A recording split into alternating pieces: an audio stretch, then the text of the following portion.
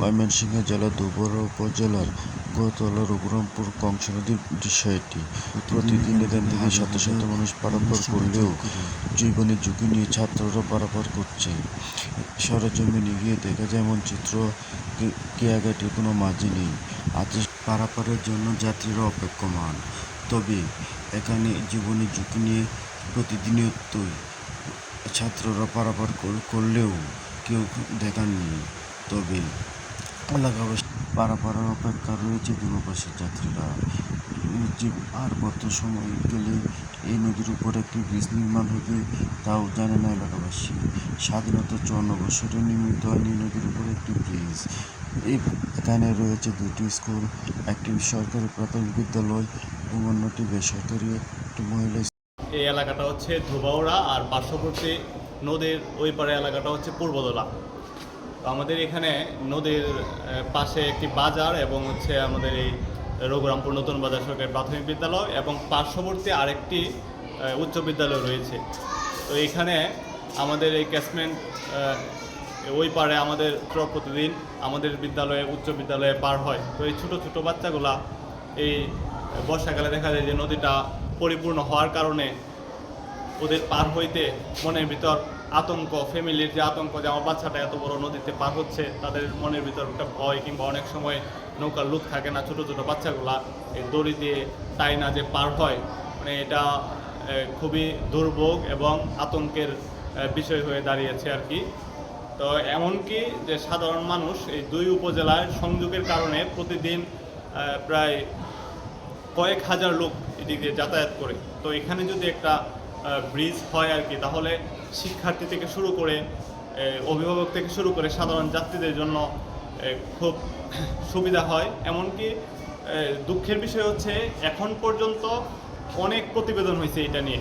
শিক্ষক হিসেবে আমার শিক্ষার্থীদের সুবিধার্থে এবং এলাকার জনগণের সুবিধার্থে খুব শীঘ্রই যেন এখানে একটা বড় প্রশস্ত একটা ব্রিজ হয়, সেই আশা রাখছি।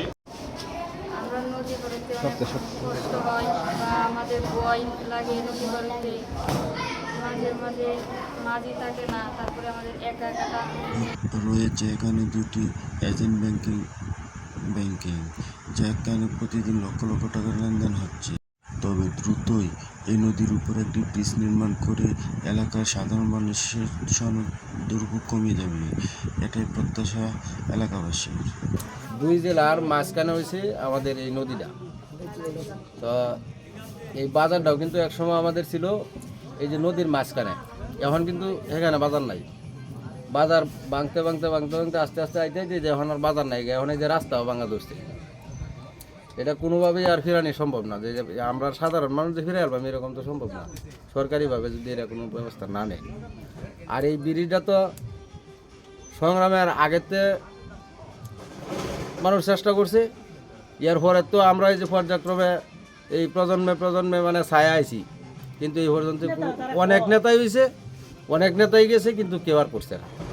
কিন্তু এই ব্রিজটা হইলে যে কী পরিমাণ উন্নত হইব এটা একমাত্র আমরাই এর থেকে বুঝতে পারি, যে আর আমরা এটা যে কতটুকু কষ্টে আছি।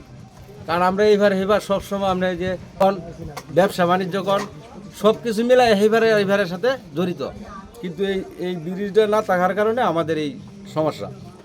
এখন বর্তমান নতুন সরকার আছে, সবাই আশাবাদী যে এই সরকারের আমলে হয়তো আমরা পাইতে পারি। এখন তো 50 বছর গেছে, হয়তো পাইছি না, কিন্তু এখন পাওয়ার আশা আছে যদি সরকার এটা দৃষ্টি দেয়।